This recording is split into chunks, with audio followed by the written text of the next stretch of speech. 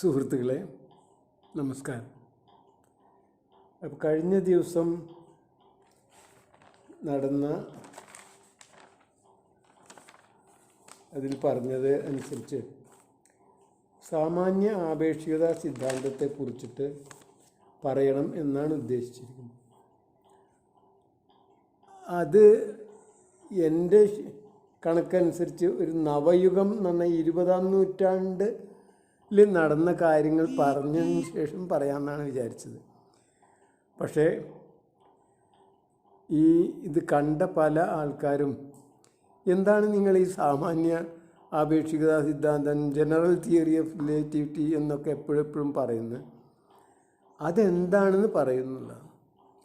അപ്പോൾ നമ്മളെ സംബന്ധിച്ചിടത്തോളം ഈ സാമാന്യ ആപേക്ഷികതാ സിദ്ധാന്തം അല്ലെങ്കിൽ സ്പെഷ്യൽ തിയറി ഓഫ് റിലേറ്റിവിറ്റി, പ്രത്യേക ആപേക്ഷികത സിദ്ധാന്തം 1905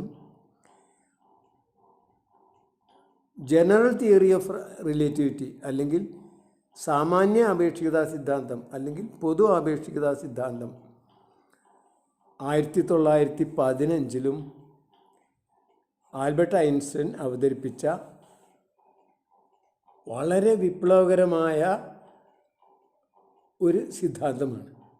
അതോടുകൂടി യഥാർത്ഥത്തിൽ അതുവരെ ഉണ്ടായിരുന്ന ന്യൂട്ടോണിയൻ ഫിസിക്സ് അല്ലെങ്കിൽ അതുവരെ നമ്മളൊരു ക്ലാസിക്കലായിട്ടുണ്ടായിരുന്ന ഭൗതിക ശാസ്ത്രം, ഭൗതിക തന്ത്രമൊക്കെ ഒരു പുതിയ തലത്തിലേക്ക് മാറുകയാണ് ചെയ്യുന്നതെന്ന് അർത്ഥം. അപ്പോൾ അതിലെന്താണ് ഇത്ര പ്രത്യേകത എന്ന് ചോദിച്ചാൽ പ്രത്യേകിച്ച് ഒന്നുമില്ല. വളരെ സാധാരണക്കാരനും അതിൻ്റെ കാര്യങ്ങളുടെ അടിസ്ഥാനം മനസ്സിലാക്കാവുന്നതാണ്. അടിസ്ഥാനം എന്താണെന്ന് വെച്ചാൽ ലോകം മുഴുവൻ ആപേക്ഷികമാണ് എന്നതാണ്. മാത്രമല്ല നമ്മൾ ഈ കാണുന്ന എല്ലാ വസ്തുക്കളും ആപേക്ഷികമാണ്. ഈ ആപേക്ഷികത എന്ന് പറഞ്ഞാൽ അത് ഒരു പരിധിവരെ നിങ്ങൾക്ക് തന്നെ മനസ്സിലാവും. ഇനി മാത്രമല്ല ഓരോ വസ്തുവും അത് എവിടെ നിൽക്കുന്നു, അതെങ്ങനെ കാണുന്നു, എവിടെയാണ് അതിൻ്റെ സ്ഥാനം, അതിനനുസരിച്ചാണ് അത് കാണുന്ന അതിൻ്റെ ആപേക്ഷികമായ ചലന വേഗത എന്നാണ് ഉദ്ദേശിച്ചത്. ഇപ്പോൾ ഉദാഹരണമായിട്ട് ഭൂമിയിൽ നിൽക്കുന്ന നമുക്ക് ഒരു ചലനമില്ല എന്നാണ് തോന്നുന്നത്. ശരിക്കും പറഞ്ഞാൽ നമ്മളെ വീട്ടിൽ നിന്ന് ഇറങ്ങി താഴത്തേക്ക് പോയി വൈകുന്നേരം ആ വീട്ടിലേക്ക് തന്നെ കയറി വരുന്നു. അത് സത്യമാണ്. നമ്മളെ ഭൂമിയുടെ ഉപരിതലത്തിൽ നിൽക്കുമ്പോൾ ശരി തന്നെയാണ്. പക്ഷേ ഭൂമിയുടെ പുറത്തുനിന്നാണ് അല്ലെങ്കിൽ ഈ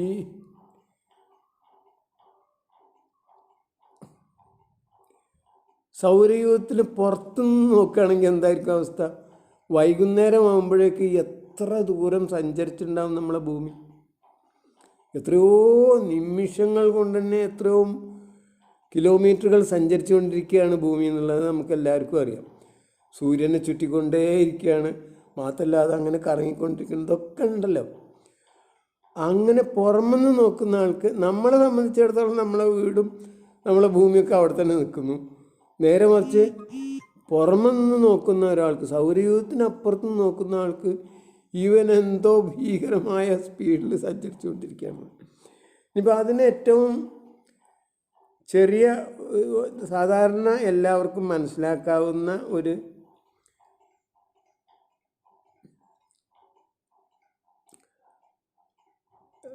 ഉദാഹരണം പറയാറുണ്ട് സാധാരണ. എന്താണെന്ന് വെച്ചാൽ ഒരാൾ ഒരു റെയിൽവേ സ്റ്റേഷനിലും ഇങ്ങനെ ഇരിക്കുകയാണ്. മറ്റൊരാൾ റെയിൽവേ സ്റ്റേഷനിൽ ഒരു ട്രെയിനിൽ യാത്ര ചെയ്തുകൊണ്ടിരിക്കുകയാണ്. അതേ റെയിൽവേ സ്റ്റേഷനിലൂടെ പോകുന്ന ഒരു ട്രെയിനിൽ യാത്ര ചെയ്യുകയാണ്.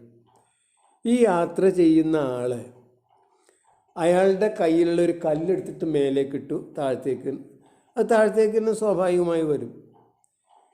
അയാളത് കാണുന്നത് ശരിക്കും മേലേക്ക് പോയി താഴത്തേക്ക് വരുന്നതാണ്.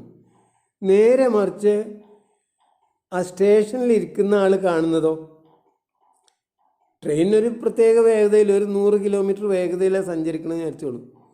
അപ്പോൾ ഇതങ്ങോട്ട് മേലേക്ക് ഇട്ടിട്ട് താഴത്തേക്ക് വരുമ്പോഴേക്ക് ട്രെയിൻ മേലേക്ക് എത്തുമ്പോഴേക്ക് തന്നെ ട്രെയിൻ കുറച്ച് പോയിട്ടുണ്ടാവും. മാത്രമല്ല താഴേക്ക് വരുമ്പോഴേക്ക് കുറച്ച് പോയിട്ടുണ്ടാവും. അപ്പോൾ അതായത് ട്രെയിനിൽ ഇരിക്കുന്ന ആളെ സംബന്ധിച്ചിടത്തോളം നേരെ മേലേക്ക് പോയി നേരെ താഴത്തേക്ക് വരുന്നു. നേരെ മറിച്ച് പുറമെയുള്ള അതായത് സ്റ്റേഷനിൽ ഇരിക്കുന്ന ആളെ സംബന്ധിച്ചിടത്തോളം അത് ഒരു ഇൻക്ലൈൻഡ് പാത്തിലൂടെ, അതായത് ചെരിഞ്ഞും കൊണ്ട് മുകൾക്ക് പോകുന്നു, പിന്നെ മുകളിൽ നിന്ന് ചെരിഞ്ഞും കൊണ്ട് താഴത്തേക്ക് വരുന്നു, എന്നിട്ട് അയാളുടെ കയ്യിൽ വരുന്നു. അപ്പോൾ രണ്ടിനും ഒരേ ദൂരമല്ല എന്ന് നിങ്ങൾക്കറിയാം ആണല്ലോ. രണ്ടിനും ഒരേ ദൂരമല്ല, പക്ഷേ രണ്ടും ഒരേ സമയമെടുക്കുന്നതോ തുല്യമാണ് താനും. അപ്പോൾ വ്യത്യസ്ത സ്പീഡാണ് അല്ലെങ്കിൽ സഞ്ചരിച്ച ദൂരം പുറത്തിരിക്കുന്ന ആളെ സംബന്ധിച്ചും അകത്ത് ഇരിക്കുന്ന ആളെ സംബന്ധിച്ചും വ്യത്യസ്തമാണ്.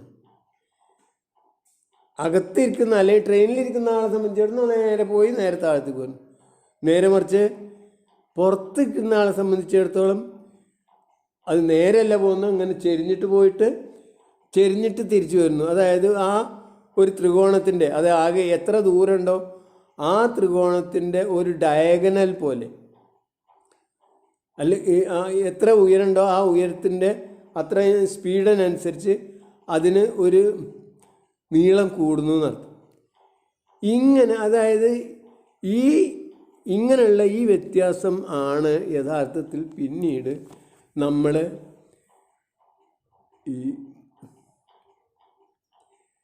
റിലേറ്റിവിറ്റി തിയറി ഡെവലപ്പ് ചെയ്യാനായിട്ട് എടുത്ത ഒരു കാര്യം നടത്തും. നമ്മളെ സംബന്ധിച്ചിടത്തോളം അത് അങ്ങനെ ഇത് അവസാനം ഡെവലപ്പ് ചെയ്തിട്ട് അദ്ദേഹം പറയുന്നത് എന്താണെന്ന് വെച്ചാൽ, അതുവരെ നമ്മളൊക്കെ കണ്ടത്, നമ്മളൊക്കെ വിശ്വസിച്ചിരുന്നത് പ്രപഞ്ചത്തിന് 3 മാനങ്ങളാണുള്ളതെന്നാണ്. 3 മാനങ്ങൾ നമുക്ക് എല്ലാവർക്കും നീളം, വീതി, ഉയരം, അല്ലെങ്കിൽ ഉയരം അല്ലെങ്കിൽ ആഴം. ഈ 3 മാനങ്ങളെ കൊണ്ട് മാത്രമായിട്ട് ഒരിക്കലും ഒരു സ്ഥലത്തും ഒരു വസ്തു ഉണ്ടാവില്ല എന്നാണ് അദ്ദേഹത്തിൻ്റെ അഭിപ്രായം. അതായത് സമയം എന്ന ഒന്നും കൂടി ഇല്ലെങ്കിൽ, നമ്മൾ അളക്കാനായിട്ട് ഒരു നിമിഷമായ ടൈമെങ്കിലും എടുക്കുമല്ലോ, ആ സമയം കൂടി ഉണ്ടെങ്കിൽ മാത്രമേ ഈ വസ്തു ഉള്ളൂ എന്നാണ് അതായത് പൊതു ആപേക്ഷിക സിദ്ധാന്തത്തിൻ്റെ അടിസ്ഥാന ശിലകളിലൊന്ന് നിർത്തും. അത് നമ്മൾ അവിടെ ഒന്നും നിൽക്കില്ല. പിന്നെയും കുറേ കാര്യം നമ്മൾ സാധാരണ പൊതുജനത്തിന് മനസ്സിലാവാത്ത രീതിയിലുള്ള കുറേ കാര്യങ്ങൾ നമുക്കതൊന്നും ആവശ്യമല്ല. നമ്മളെ സംബന്ധിച്ചിടത്തോളം ഈ കാര്യം അതിൻ്റെ അടിസ്ഥാന ശില മാത്രം എടുത്താൽ മതി. അതായത് പൊതു ആപേക്ഷികത സിദ്ധാന്തം 4 മാനങ്ങളുള്ള, അതായത് ഒരു 4th ഡയമെൻഷണൽ സ്പേസ് ആണ്. അത് 4ാമത്തെ മാനം ആണ് ചേഞ്ച്. ചേഞ്ച് എന്നതിൻ്റെ യൂണിറ്റാണ്, ചേഞ്ച് എന്ന് പറഞ്ഞാൽ മാറ്റം. ഈ മാറ്റത്തിൻ്റെ യൂണിറ്റാണ് സമയം, റേറ്റ് ഓഫ് ചേഞ്ച്. ആ റേറ്റ് ഓഫ് ചേഞ്ച് ആണ് സമയം. അപ്പോൾ ഈ സമയം കൂടി ഉണ്ടെങ്കിൽ മാത്രമേ ഒരു വസ്തു നിലനിൽക്കുള്ളൂ എന്നാണ് ഈ 4th ഡയമെൻഷണൽ സ്പേസ് എന്നതുകൊണ്ട് ഉദ്ദേശിക്കുന്നത്. അപ്പോൾ നമ്മളെ സംബന്ധിച്ചിടത്തോളം ഈ ഒരു കാര്യം മാത്രമേ ഇതിൽ നിന്ന് എടുക്കേണ്ടതുള്ളൂ. അതായത് മാറ്റം എന്നത് അനിവാര്യമാണെന്നും ഈ മാറ്റത്തിന് മാറ്റമില്ലെങ്കിൽ വസ്തു തന്നെ ഇല്ല. നമുക്കറിയാം ഒരു 3 ഡയമെൻഷണൽ സ്പേസിൽ നമുക്കറിയാം നീളം ഇല്ലെങ്കിൽ ആ വസ്തു ഇല്ല എന്ന്. നീളമല്ല, ഇനി വീതി മാത്രമില്ല, വീതി 0 ആണ് വെച്ചോ, ഇപ്പോൾ നീളവും ഉയരം ഉണ്ടായിക്കൊണ്ടൊരു വസ്തു ഉണ്ടാവില്ല. അതേപോലെ തന്നെ ഉയരം 0 ആണെങ്കിലും വസ്തു ഉണ്ടാകും. അതായത് 3 ഡയമെൻഷനിൽ ഏതെങ്കിലും ഒരു ഡയമെൻഷൻ ഇല്ലെങ്കിൽ ആ വസ്തു ഉണ്ടാവില്ല എന്ന് പറഞ്ഞപ്പോൾ തന്നെയാണ് 4 ഡയമെൻഷണൽ സ്പേസിൽ ഈ മറ്റെല്ലാ ഡയമെൻഷൻ പോലെ, മറ്റെല്ലാ മാനങ്ങൾ പോലെ തന്നെയാണ് സമയം എന്ന മാനം. ഈ സമയം എന്ന മാനം ഇല്ലെങ്കിൽ ആ വസ്തു തന്നെ ഇല്ല. നീളം ഇല്ലെങ്കിൽ വസ്തു ഇല്ല, വീതി ഇല്ലെങ്കിൽ വസ്തു ഇല്ല, ഉയരം അല്ലെങ്കിൽ കനമില്ലെങ്കിൽ വസ്തു ഇല്ല എന്ന് പറഞ്ഞ പോലെ തന്നെ മാറ്റം, സമയം, മാറ്റത്തിൻ്റെ റേറ്റ് ആണ്, അളവാണ് എന്ത് സമയം.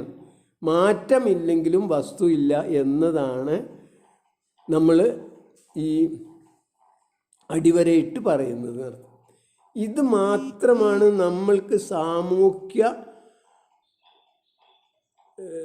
ശാസ്ത്രത്തിന് ആവശ്യമായത്.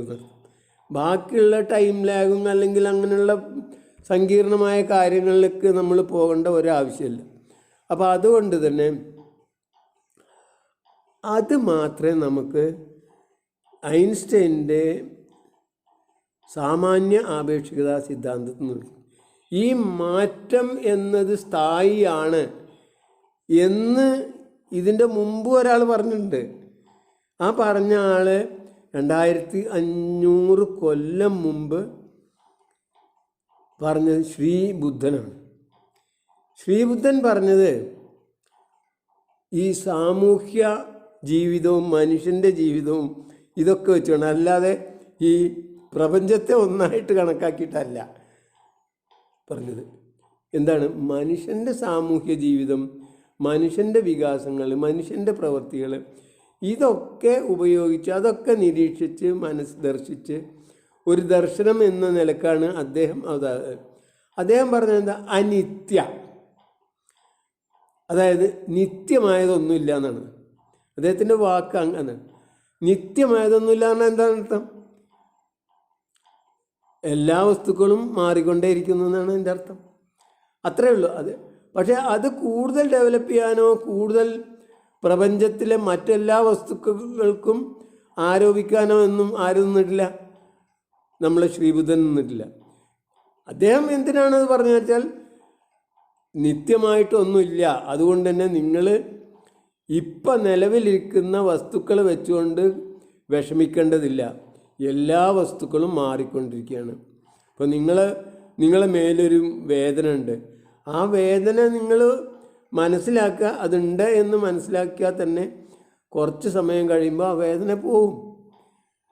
അതുകൊണ്ട് അതേപോലെ തന്നെ നിങ്ങൾ ദുരിതത്തിലാണെങ്കിൽ വിഷമിക്കണ്ട. അതായത് മനുഷ്യന് മാനസികമായി ഒരു ധൈര്യം കൊടുക്കാനും സ്ഥൈര്യം കൊടുക്കാനും ഒരു മനസ്സമാധാനം കിട്ടാനും ഒരു ഹോപ്പിനും ഒരു ആശയ്ക്കും വക നൽകുന്ന രീതിയിൽ അദ്ദേഹം തത്വശാസ്ത്രപരമായി മാത്രമാണ് ഈ സമയത്തിന് അല്ലെങ്കിൽ മാറ്റത്തിന് അദ്ദേഹത്തിൻ്റെ ദർശനത്തിൽ കൊണ്ട് അനിത്യ, അത് കഴിഞ്ഞിട്ട് അദ്ദേഹം പറഞ്ഞ അനിച്ഛ എന്നാണ്.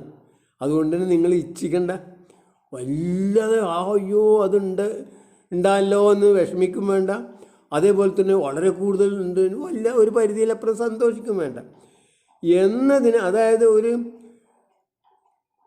ടോട്ടലായിട്ടുള്ള ഒരു ദർശനത്തിന്, ജീവിത ദർശനത്തിൻ്റെ അടിത്തറയായിട്ടാണ് ബുദ്ധൻ ഈ സമയത്തെ അല്ലെങ്കിൽ മാറ്റത്തെ മനുഷ്യൻ്റെ സാമൂഹ്യ ജീവിതത്തിൽ കൊണ്ട്. നേരെ മറിച്ച് ഐൻസ്റ്റൈൻ അദ്ദേഹത്തിൻ്റെ ആപേക്ഷികതാ സിദ്ധാന്തത്തോടു കൂടി ഈ മാറ്റം എന്നത് പ്രപഞ്ചത്തിലുള്ള എല്ലാ വസ്തുക്കൾക്കും ഉള്ളതാണെന്നും പ്രപഞ്ചത്തിന് മാറ്റമില്ലെങ്കിൽ നിലനിൽക്കാനേ കഴിയില്ല എന്നും, പ്രപഞ്ചം അതിൻ്റെ മുമ്പുണ്ടായിരുന്ന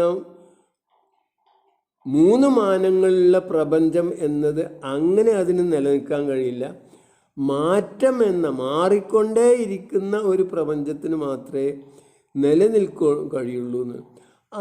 അതേ കാര്യം നമ്മളെ സാമൂഹ്യ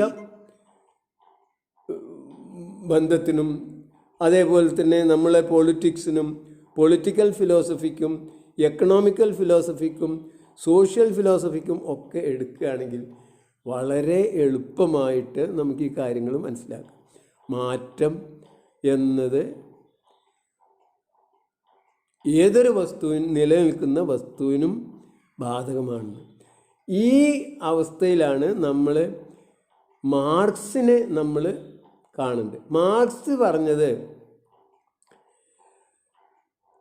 ഉപകരണങ്ങളല്ല, അദ്ദേഹം പറഞ്ഞത് ഉൽപാദന ഉപകരണങ്ങളാണ് സാമൂഹ്യ ബന്ധങ്ങൾക്ക് കാരണം, അല്ലെങ്കിൽ സാമൂഹ്യ ബന്ധങ്ങൾക്ക് അടിത്തറയായത്, സോഷ്യൽ റിലേഷന് അടിത്തറയായത് മീൻസ് ഓഫ് പ്രൊഡക്ഷൻസ് ആണ് എന്നാണ് അദ്ദേഹം പറഞ്ഞത്.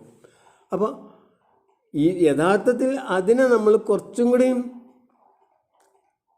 സാധാരണക്കാർക്ക് മനസ്സിലാവുന്ന രീതിയിൽ ഭാഷയിൽ നമുക്കതിന് ട്രാൻസ്ലേറ്റ് ചെയ്യുകയാണെങ്കിൽ അത് യഥാർത്ഥത്തിൽ ഉപകരണങ്ങളാണ് സാമൂഹ്യ നിയമങ്ങൾക്ക് അടിത്തറ, അല്ലെങ്കിൽ സാമൂഹ്യ രീതികൾക്ക്, സാമൂഹ്യ ജീവിത രീതികൾക്ക് അടിത്തറ എന്ന്. അത് സത്യം തന്നെയാണ്.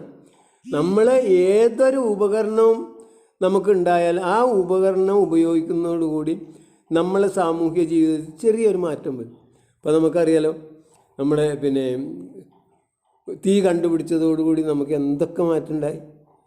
തീ നമ്മൾക്ക് കൈകാര്യം ചെയ്യാനാവുന്നതോടുകൂടി നമ്മളെ ഭക്ഷണ പട്ടികയിൽ എത്ര വസ്തുക്കൾ കൂടി, അതുവരെ കഴിക്കാൻ കഴിയാത്തത് നേരെ മറിച്ച്. അതേപോലെ പാത്രം കണ്ടുപിടിച്ചതോടുകൂടി വേവിക്കാൻ തുടങ്ങി.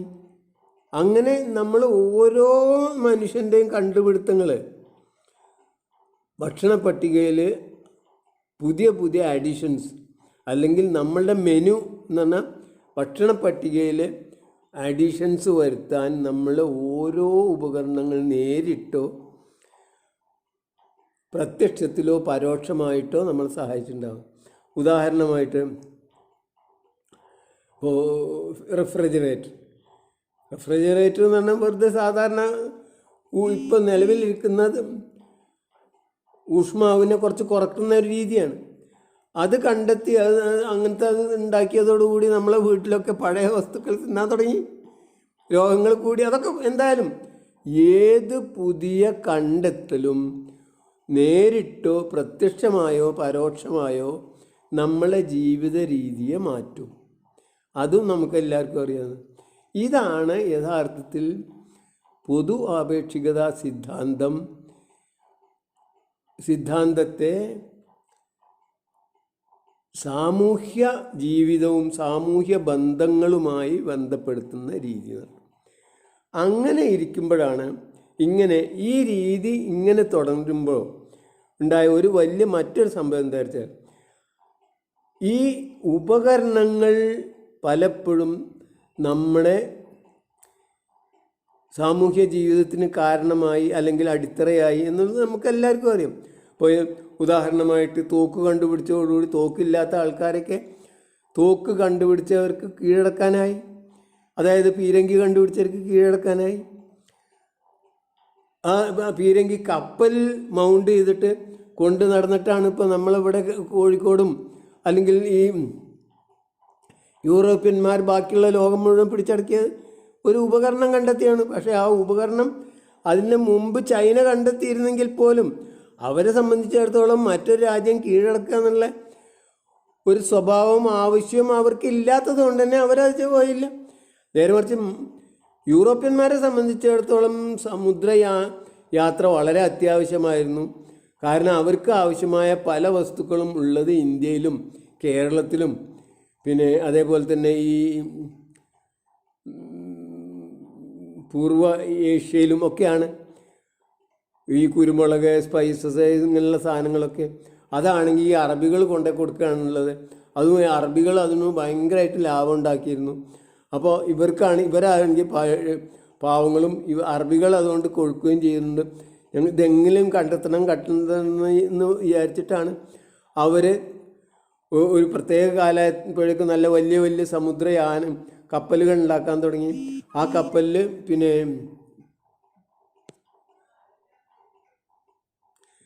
കപ്പലിൽ കൃത്യമായിട്ട് മറ്റുള്ളവനെ കീഴടക്കണം എന്നുള്ള ആ മോഹം കൊണ്ട് തന്നെ പീരങ്കുകളൊക്കെ അതിൽ മൗണ്ട് ചെയ്തിട്ട് അവർ അങ്ങനെയുള്ള ഒരു സർവസജ്ജമായിട്ട് പോയത്. അങ്ങനെയാണ് നമ്മൾ രാജ്യം കീഴടക്കിയത് അവർ. അപ്പോൾ അതൊക്കെ തന്നെ ഉപകരണങ്ങളാണ്. ഇങ്ങനെ ഈ ഉപകരണങ്ങളാണ് പലപ്പോഴും അവരെ സംബന്ധിച്ചിടത്തോളം വേണ്ടത് എന്താ വെച്ചാൽ നമ്മളെ രാജ്യത്തുള്ള റിച്ചസാണ്, നമ്മളെ രാജ്യത്തുള്ള സമ്പത്താണ്. ആ സമ്പത്ത് കീഴടക്കുക, കൊണ്ടുവരിക, അവർക്ക് ഉപയോഗിക്കാനായിട്ട് ഒരു തരം കവർച്ച. ഈ കവർച്ചയ്ക്ക് അവരുപയോഗിച്ചത് പീരങ്കിയും കപ്പലും മറ്റൊക്കെയാണ്. അങ്ങനെ ഉപയോഗിച്ച് കൊണ്ടുവന്ന് അപ്പോൾ ഓരോ രാജ്യത്തിനും അവരുടേതായ രീതിയിൽ ഈ ഉപകരണങ്ങൾ കണ്ടെത്തുന്നതോടുകൂടി അത് ഉപയോഗിക്കാനും അതിനനുസരിച്ച് അവർക്ക് മുന്നേറാനും മറ്റുള്ളവരെ കീഴടക്കാനും കഴിയും. അങ്ങനെ കീഴടക്കുന്ന ഒരു ലോകവും ചരിത്രമാണ് ലോകം മുഴുവൻ. യുദ്ധങ്ങളൊക്കെ അതാണ്. യുദ്ധങ്ങൾ എന്നത് ലോകത്ത് നമ്മളെ സംബന്ധിച്ചിടത്തോളം മനുഷ്യൻ്റെ ചരിത്രം തുടങ്ങുന്നതന്നെ യുദ്ധങ്ങളായിട്ടാണ്. യുദ്ധങ്ങൾ അങ്ങോട്ടും ഇങ്ങോട്ടും യുദ്ധം ചെയ്ത് ഒരാൾ തോൽക്കുന്നു, മറ്റൊരാൾ വിജയിക്കുന്നു. ഈ തോൽക്കുന്ന ആൾ അയാളുടെ എല്ലാം നഷ്ടപ്പെടുന്നു, ജയിക്കുന്ന ആൾ അവരെല്ലാം അവിടെയുള്ള സമ്പത്തെല്ലാം കവർന്ന് കൊണ്ടുപോകുന്നു. അങ്ങനെ അവർ സൂഹിക്കുന്നു. മറ്റുള്ളവരെ ഒന്നുകിൽ അടിമയാക്കി വെക്കുന്നു, അല്ലെങ്കിൽ കൊന്നു കളയണം, അല്ലെങ്കിൽ അവരുടെ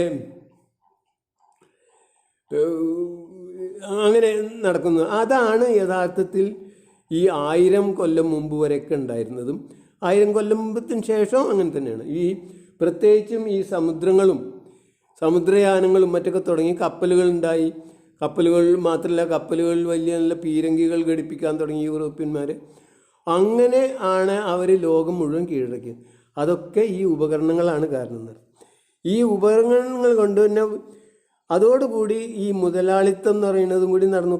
പുതിയ ഇൻഡസ്ട്രിയൽ റവല്യൂഷൻ ഉണ്ടായി. ഈ റവല്യൂഷനോട് കൂടി തന്നെ ഈ മാർക്കറ്റുകൾ തമ്മിൽ മത്സരങ്ങൾ കൂടിക്കൂടി വന്നു. അവർ തമ്മിലുള്ള വൈരം കൂടി വന്നിട്ടാണ് യുദ്ധങ്ങൾ പിന്നെയും വളരെ നന്നായിട്ട് തന്നെ യുദ്ധങ്ങൾ നടന്നു. പക്ഷേ അവർ കുറച്ച് ബുദ്ധിയുള്ളവരായിരുന്നു. അവർ തമ്മിൽ ഇനി യുദ്ധം ചെയ്യില്ല എന്ന് തീരുമാനിച്ചു. ആദ്യം 19-ാം നൂറ്റാണ്ടിൽ അവർ ഈ ഇംഗ്ലണ്ടും യൂറോപ്പിലുള്ള ബാക്കിയുള്ള രാജ്യങ്ങളൊക്കെ പാടെ കൂടിയിട്ട് നമ്മൾ തമ്മിൽ യുദ്ധം ചെയ്യണം, കോളനികൾ വെച്ചിട്ടുള്ള യുദ്ധം മതി ആയിക്കോട്ടെ. അങ്ങനെ യുദ്ധങ്ങൾ നടന്നുകൊണ്ടിരിക്കുമ്പോഴാണ് ഈ അവർ തമ്മിലുള്ള ആന്തരിക വൈരുദ്ധ്യം കൊണ്ട് ആണ് ലോകമഹായുദ്ധങ്ങൾ ഉണ്ടായത്. ഈ ലോകമഹായുദ്ധങ്ങളുടെ ഇടയിലാണ് ഈ സാമാന്യ ആപേക്ഷികത സിദ്ധാന്തത്തിൻ്റെ യഥാർത്ഥ പ്രഭാവം ലോകം ദർശിച്ചതിനർത്ഥം. അതായത് അതിൻ്റെ നിയമത്തിൽ ഈ സമയത്തിൻ്റെ മാത്രമല്ല, അതിൻ്റെ അവസാനം പറയുന്നത് ഈ ദ്രവ്യങ്ങളും ഊർജവും തമ്മിലുള്ള ഒരു ബന്ധമുണ്ട് എന്നാണ്. നിങ്ങളെല്ലാവരും കേട്ടിട്ടുണ്ടാവും E=mc² എന്നുള്ള ഇക്വേഷൻ. അതായത് ഏതൊരു വസ്തുവിൻ്റെയും മാസ് എത്ര ഉണ്ടോ അതിനെ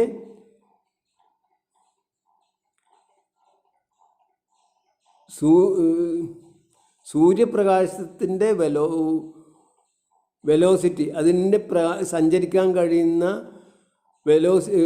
ദൂരത്തിനെ അതേ ദൂരം കൊണ്ട് ഗുണിച്ചാൽ അത്രയും കൂടുതൽ ഊർജം ഉണ്ടാവും പിന്നെ സാധാരണ ദ്രവ്യത്തിന് ആണ് അതിൻ്റെ തിയറി അവസാനത്തിന്.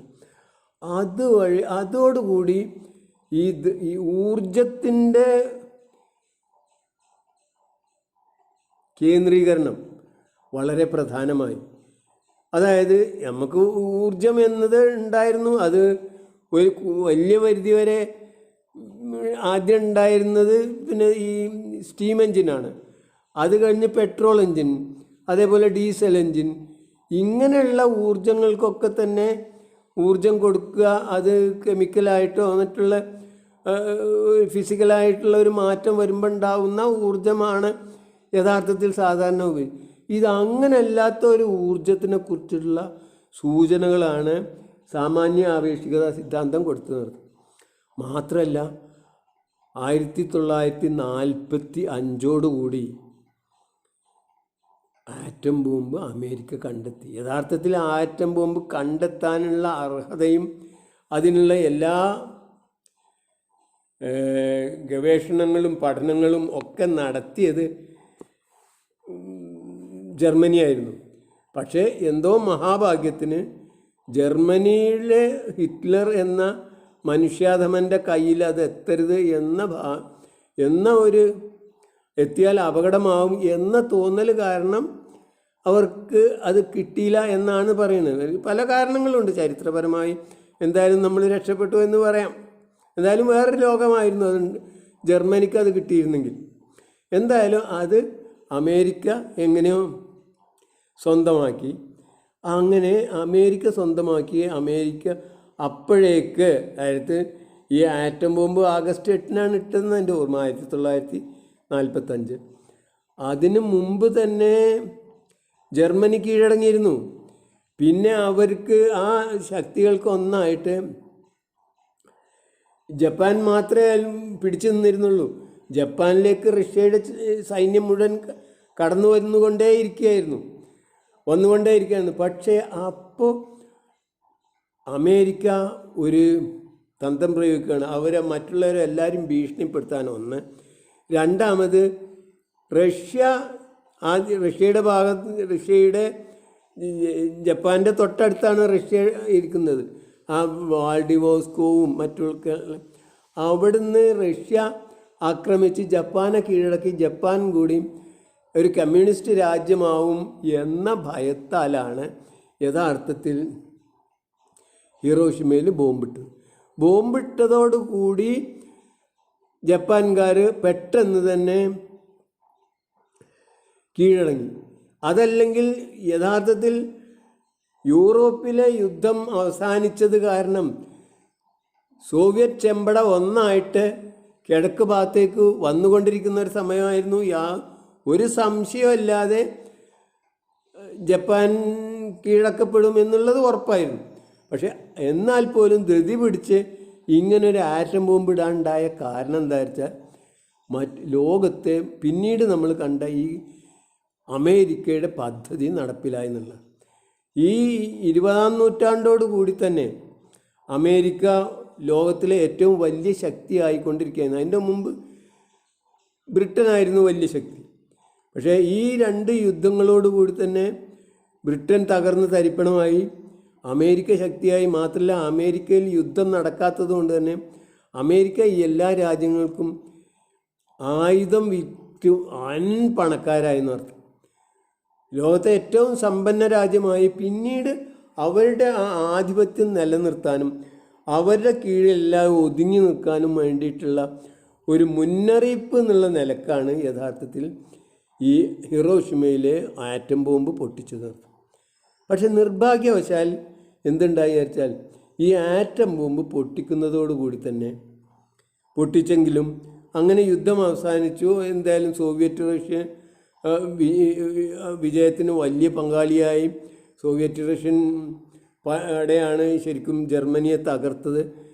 ആ ജർമ്മനി എന്തായാലും തോറ്റുകൊണ്ടിരിക്കുന്ന സമയത്ത് ജർമ്മനി മുഴുവൻ ചെമ്പട പിടിക്കും എന്ന് തോന്നിയിട്ടാണ് മറ്റുള്ളവരെല്ലാവരും കൂടിയിട്ട് പിന്നെ നമുക്ക് എല്ലാവർക്കും അറിയാം ബെർലിനിൽ തന്നെ പകുതി ഭാഗം അവരുടെ കയ്യിലും പകുതി ഭാഗം അവരുടെ കയ്യിലുമായിട്ട് അങ്ങനെ നിന്നത്. എങ്ങനെ എന്തായാലും അതേപോലെ തന്നെ കിഴക്ക് ഭാഗവും ജപ്പാനും റഷ്യ കീഴടക്കും എന്ന് ഭയപ്പെട്ടിട്ടാണ് ഇങ്ങനെ ഒരു ഇതുണ്ടായത്. മാത്രമല്ല അവരുടെ ആധിപത്യം ഉറപ്പിക്കുവാൻ. നിർഭാഗ്യവശാൽ 50ഓടുകൂടി കെട്ടടങ്ങിയെങ്കിൽ പോലും 50ഓടുകൂടി 50-ലോ 49-ലോ റഷ്യയും ഒരു ആറ്റമിക ശക്തിയായി മാറി. ആറ്റം ബോംബ് അവരും പൊട്ടിച്ചു നോക്കി. അതോടുകൂടി ഉണ്ടായ മറ്റൊരു തമാശ എന്താ വെച്ചാൽ അതുവരെ ഉണ്ടായിരുന്ന യുദ്ധങ്ങളുടെ ആവൃത്തി ഇല്ലാതായി. യുദ്ധങ്ങൾ എന്നത് കുറഞ്ഞു. കാരണം എന്താ? ഈ ഡിസ്ട്രക്റ്റീവ് വെപ്പൺ ആരെടുത്താണോ കൂടുതൽ ഏറ്റവും നല്ല ശക്തമായതുള്ളത് അവർ വിജയിക്കലാണ് ഇതിൻ്റെ ചരിത്രത്തിൽ ഇതിൻ്റെ മുമ്പ് വരെ ഉണ്ടായത്. പക്ഷേ ഈ ആറ്റം ബോംബ് വന്നതോടുകൂടി ശാസ്ത്രജ്ഞന്മാർക്കെങ്കിലും മനസ്സിലായി. അവർ പറഞ്ഞു 2 ആണവശക്തികൾ തമ്മിലുള്ളൊരു യുദ്ധത്തിൽ, ഈ ആണവശക്തി ഉപയോഗിച്ചുള്ളൊരു യുദ്ധത്തിൽ ജയിക്കാൻ ആരും ഉണ്ടാവില്ല. അവർ സർവൈവ് ചെയ്യുമെങ്കിൽ പോലും അതിജീവിക്കുമെങ്കിൽ തന്നെ അതിൽ ജയിക്കാൻ ആരും ഉണ്ടാവില്ല എന്ന ഒരു പുതിയ സമവാക്യം ഈ ആയുധങ്ങളുടെ ഉപകരണങ്ങളുടെ മുന്നേറ്റത്തോടുകൂടി അതിൻ്റെ ഉച്ചസ്ഥായിലെത്തിയതോടുകൂടി ഉണ്ടായിരുന്നു. അതായത് 2 ആണവായുധ ശക്തികൾ തമ്മിലുള്ള യുദ്ധത്തിൽ വിജയി എന്ന് പറയാൻ ഒരാളുണ്ടാവില്ല എന്നാണ് ഇതിൻ്റെ പുതിയ സമവാക്യം. ഇതനുസരിച്ചതോടുകൂടിയാണ് ഇന്നിപ്പോൾ ലോകം നിൽക്കുന്നത്. അതാണ് അതിനു മുമ്പുണ്ടായിരുന്ന യുദ്ധങ്ങൾ തമ്മിൽ ഓരോ രാജ്യങ്ങൾ തമ്മിലും, അത് ചെറു രാജ്യങ്ങൾ തമ്മിലോ നാട്ടുരാജ്യങ്ങൾ തമ്മിലായിക്കോട്ടെ വലിയ നാഷണൽ സ്റ്റേറ്റുകളായിക്കോട്ടെ, തമ്മിൽ യുദ്ധം ചെയ്യുക എന്നുള്ളത് സ്വാഭാവികമായതായിരുന്നു. എത്രയോ യുദ്ധങ്ങൾ, ഈ ബ്രിട്ടൻ ആയിക്കോട്ടെ, ഫ്രാൻസ് ആയിക്കോട്ടെ, മറ്റ് റഷ്യ ആയിക്കോട്ടെ, ഇവരൊക്കെ ഇറ്റലി ആയിക്കോട്ടെ, സ്പെയിൻ ആയിക്കോട്ടെ, ഇവരൊക്കെ യുദ്ധങ്ങളോട് യുദ്ധങ്ങളാണ്. നേരെ മറിച്ച് ഈ ആറ്റം ബോംബിൻ്റെ അവതാരത്തോടു കൂടി യുദ്ധങ്ങൾ അവസാനിക്കുകയാണ് ചെയ്തത്. അതായത് ഡിസ്ട്രക്റ്റീവ് വെപ്പൻ്റെ ഏറ്റവും അങ്ങേ സ്ഥലത്തെത്തിയതോടുകൂടി ഇനി യുദ്ധം ചെയ്താൽ രക്ഷയില്ല. ഇങ്ങനത്തെ ഒരവസ്ഥയിലാണ് അതുവരെ ഉണ്ടായിരുന്ന മനുഷ്യൻ കുലത്തിൻ്റെ സ്വഭാവത്തിൽ ബുദ്ധിയുള്ള ആൾക്കാർക്കെങ്കിലും ഒരു മാറ്റം ആവശ്യമാണെന്ന് തോന്നിത്തുടങ്ങിയത്. അതായത് നമ്മൾ തമ്മിൽ അഭിപ്രായ വ്യത്യാസം, ഇതെങ്ങനെ തീർക്കാം, അതെങ്ങനെ തീർക്കണം, അതിനുള്ള ഒരു പുതിയ മെത്തേഡാണ് യഥാർത്ഥത്തിൽ ഇനി ആവശ്യമായത്. അതെന്തായിരിക്കും? എൻ്റെ അഭിപ്രായത്തിൽ ഒരു മേശയ്ക്ക് ചുറ്റും ഇരുന്ന് രണ്ട് പാർട്ടികൾ ഇരുന്ന് അത് റിസോൾവ് ചെയ്യുക. അവർക്ക് കഴിയില്ലെങ്കിൽ അതിൽ മധ്യസ്ഥന്മാരെ വെക്കുക, മധ്യസ്ഥന്മാർക്ക് ഇടയിലിരുന്നിട്ട് അത് റിസോൾവ് ചെയ്യുക എന്നുള്ളതാണ്. അങ്ങനെ ഒരു പുതിയ ഈ കോൺഫ്ലിക്റ്റ് റെസൊല്യൂഷൻ അല്ലെങ്കിൽ അഭിപ്രായ വ്യത്യാസങ്ങൾ കൈകാര്യം ചെയ്യുന്നതിന് ഒരു പുതിയ മെത്തേഡ്. അതിൻ്റെ മുമ്പ് അത് യുദ്ധം ചെയ്തിട്ട് ജയിക്കുന്നവൻ മറ്റുള്ളവനെ കീഴടക്കുക എന്നുള്ളതായിരുന്നു. അതായത് ബലം കൊണ്ട് കീഴടക്കുന്ന ആ രീതി മാറിയിട്ട് അന്യോന്യം യോജിക്കാവുന്ന മേഖലകൾ യോജിച്ച് എങ്ങനെ നമുക്ക് അഭിപ്രായ വ്യത്യാസങ്ങളെ രണ്ടുപേർക്കും അപകടമില്ലാത്ത രീതിയിൽ മുന്നോട്ട് നീങ്ങാം എന്ന ഒരവസ്ഥ വന്നതോടുകൂടിയാണ് നീതിയും സത്യവും സാഹോദര്യവും സമത്വവും എന്നതൊക്കെ പ്രസക്തി വർദ്ധിക്കുന്നതാണ്. ഈ പ്രസക്തി വർദ്ധിക്കുന്നത്, ഇതിൻ്റെ മുമ്പൊക്കെ നമുക്കിതൊക്കെ ഉണ്ടായിരുന്നെങ്കിലും സത്യം, സമത്വം, സാഹോദര്യം, സ്വാതന്ത്ര്യം ഇതൊക്കെ പണ്ടുണ്ടായിരുന്നെങ്കിലും അതൊക്കെ കയ്യൂക്കുള്ളവന് മാത്രമേ അനുഭവിക്കാൻ കഴിയുള്ളൂ. നേരെ മറിച്ച് ഈ പുതിയ സമവാക്യത്തിൽ അതായത് ഈ നെഗോഷിയേറ്റ് ചെയ്യുക, കാര്യങ്ങൾ അന്യോന്യം പറഞ്ഞു തീർക്കുക, അതിന് യുദ്ധം ചെയ്തുകൊണ്ട് കാര്യമില്ല എന്ന അവസ്ഥ വന്നപ്പോഴാണ് ഈ സത്യത്തിന്, സമാധാനത്തിന്, സാഹോദര്യത്തിന്, സ്വാതന്ത്ര്യത്തിന് ഒക്കെ പുതിയ അർത്ഥതലങ്ങളിലേക്ക് അത് വന്നത്. അപ്പോൾ എന്തായാലും ഗാന്ധിജി ചെയ്ത എന്താണെന്ന് വിചാരിച്ചാൽ, ഈ ഇതിലിപ്പോൾ നമ്മളിപ്പോൾ ബുദ്ധൻ, പിന്നെ ആൽബർട്ട് ഐൻസ്റ്റൈൻ, മാർക്സ്, ഇവരെ പോലെ തന്നെ ഗാന്ധിജിക്കും ഒരു കോൺട്രിബ്യൂഷൻ ഇതിലുണ്ട്. ഗാന്ധിജി ആ കാലത്ത് ഇത് പറഞ്ഞ ഒരു അകാലികമായിട്ടായിരുന്നു, അല്ലെങ്കിൽ കുറച്ച് നേരത്തെ പറഞ്ഞു. അതായത് നമ്മൾ തമ്മിൽ അഭിപ്രായ വ്യത്യാസം തീർക്കേണ്ടത് ഹിംസയിലൂടെ അല്ല, അഹിംസയിലൂടെയാണെന്ന്. അതായത് അദ്ദേഹം പറഞ്ഞത് അഹിംസയാണ് നമുക്ക് മുന്നേറാനുള്ള മാർഗം. അതായത് ഡിസ്ട്രക്റ്റീവ് വെപ്പൺ അല്ല, നോൺ ഡിസ്ട്രക്റ്റീവായിട്ടുള്ള എത്തിക്കലായിട്ടുള്ള ഒരു വെപ്പനാണ്, അല്ലെങ്കിൽ ധാർമ്മികമായ ഒരു ആയുധമാണ് മനുഷ്യന് മുന്നോട്ട്, ഇനിയുള്ള കാലങ്ങളിൽ മുന്നോട്ട് നീങ്ങാൻ പര്യാപ്തമായത്. കാരണം മറ്റേതാണെങ്കിൽ നമ്മൾ ഒന്നായിട്ടില്ലാതെ. നിർഭാഗ്യവശാൽ ഗാന്ധിജി ഇത് അവതരിപ്പിച്ചത് അതിന് പക്വമല്ലാത്ത ഒരു സാമൂഹ്യ വ്യവസ്ഥയിലായിരുന്നു. കാരണം അങ്ങനെ ഒരു ആറ്റം ബോംബോ അല്ലെങ്കിൽ ഇങ്ങനെയുള്ള ഒരു ഭീകരമായ ഡിസ്ട്രക്റ്റീവ് ആയുധം കണ്ടെത്തിയിരുന്നില്ല ഇത് ഗാന്ധിജി അവതരിപ്പിച്ചപ്പോൾ. നേരെ മറിച്ച് ഇന്ന് അതിന് പ്രസക്തി വളരെയധികം കൂടുകയാണ്. ഇപ്പോൾ നമുക്കെല്ലാവർക്കും അറിയാം, രണ്ട് രാജ്യങ്ങൾ ആയപ്പോൾ തന്നെ വളരെ കൂടുതൽ രാജ്യങ്ങൾ തമ്മിലുള്ള യുദ്ധങ്ങൾ വളരെ കൂടുതൽ അവസാനിച്ചു. മാത്രമല്ല അതിൽ ഒരു രാജ്യം, രണ്ട് രാജ്യം അങ്ങനെ ഒന്നിച്ച്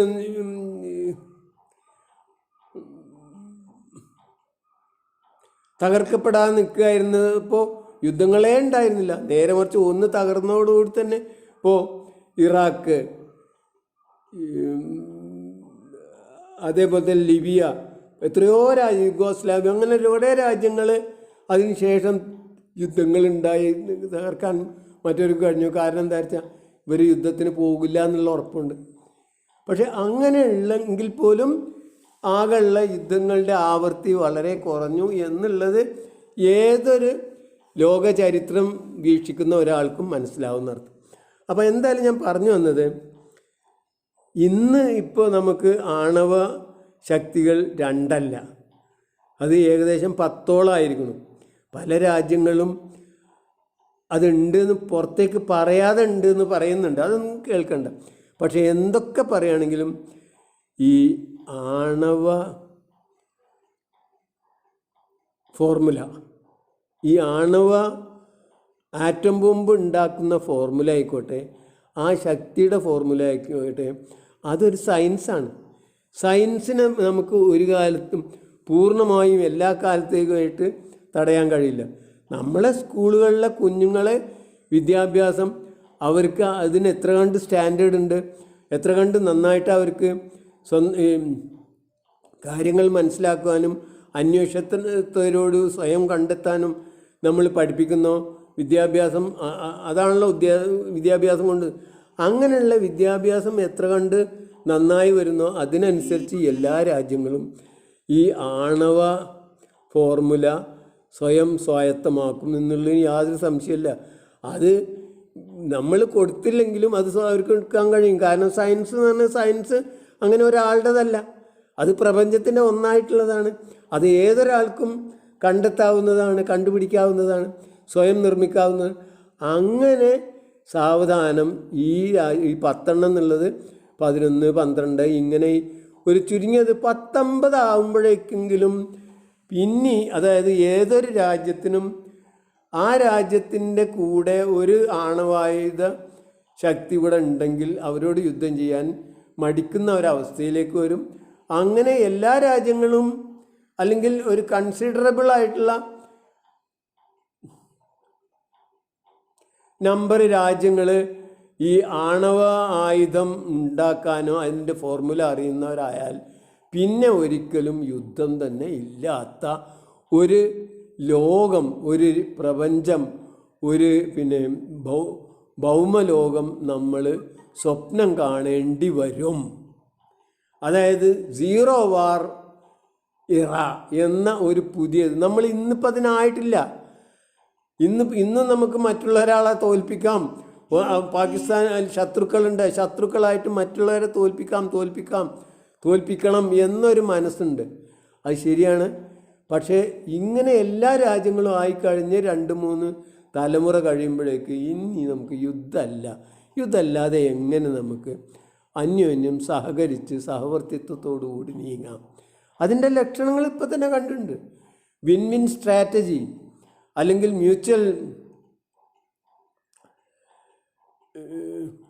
മ്യൂച്വൽ ഷെയറിങ് എന്ന് പറയുന്ന മുദ്രാവാക്യങ്ങളൊക്കെ ഇന്ന് വന്നുകൊണ്ടിരിക്കുകയാണ്. ചൈനയാണ് അതിൻ്റെ ഇപ്പോഴത്തെ അതിൻ്റെ പ്രയോക്താവ്.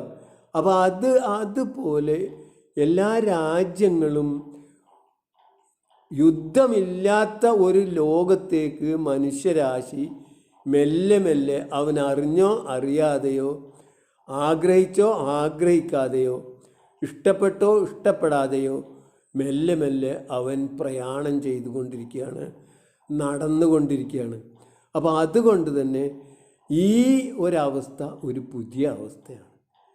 ഈ അവസ്ഥക്ക് ഈ അഹിംസ എന്ന പുതിയ സിദ്ധാന്തം, അതായത് പുതിയ വെപ്പൺ, പുതിയ ആയുധം, അതായത് ഒരു non destructive but powerful weapon, ഏറ്റവും ശക്തമായ നശീകരണശേഷി ഒട്ടുമേ ഇല്ലാത്ത ക്രിയേറ്റീവായ അല്ലെങ്കിൽ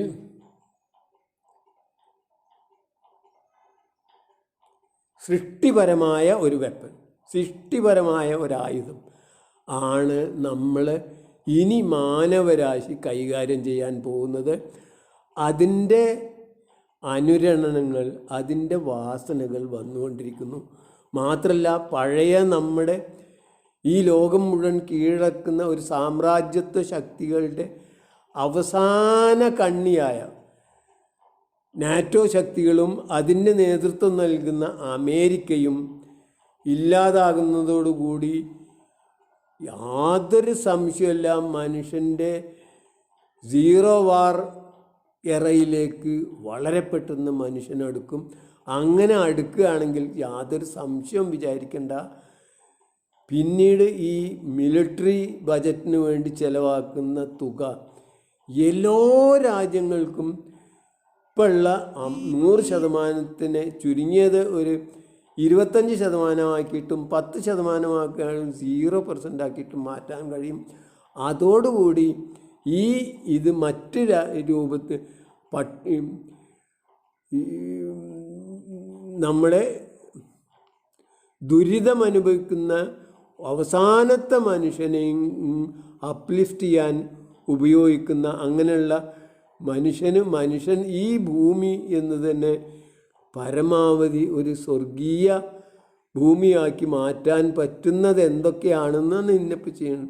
ഇപ്പം നമുക്കറിയാം ഈ ആഗോളതാപനം പോലുള്ള ദുരിതങ്ങളെ എങ്ങനെ നേരിടാം, അന്ന് അതുമാത്രമായിരിക്കും നമ്മളെ ലക്ഷ്യങ്ങൾ, മനുഷ്യരാശിയുടെ മുഴുവനായിട്ട് ലക്ഷ്യങ്ങളെന്നും.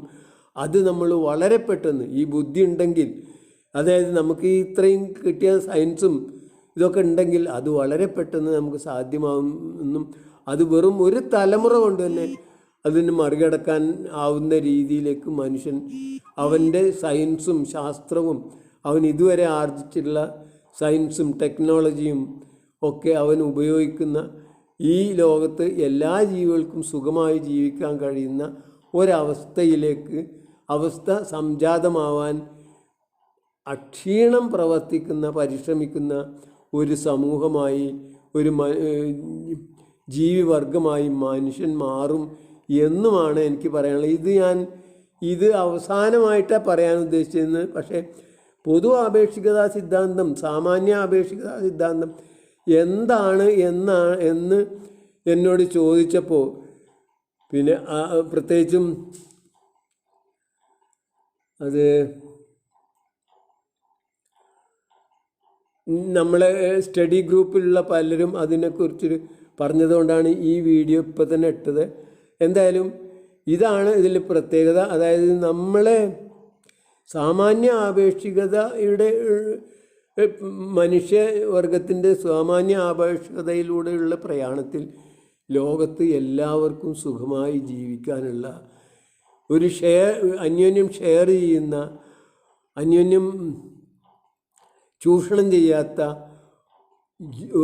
യുദ്ധമില്ലാത്ത ഒരു ലോകത്തേക്ക് നാം എത്തും എന്ന പ്രത്യാശ പങ്കുവെക്കാനാണ് ഈ വീഡിയോയിലൂടെ ഞാൻ ശ്രമിച്ചത്. ശരിയാണ് എന്ന് എനിക്ക് തോന്നുന്നുണ്ടെങ്കിൽ അത് വെറും ഒരു ഭ്രാന്തമായ ഒരു വ്യാമോഹമാണെങ്കിൽ ആയിക്കോട്ടെ, അതിനും വിരോധമില്ല. എന്തായാലും ഇങ്ങനെ ഒരു സാധ്യത മനുഷ്യന് തെളിഞ്ഞിരിക്കുന്നുണ്ട് എന്ന് പ്രസൻറ്റ് ചെയ്യാനാണ് ഞാൻ ഉദ്ദേശിച്ചത്. ജയ് ഹിന്ദ്, ജയ് ജഗത്, ജയ് ജീവൻ.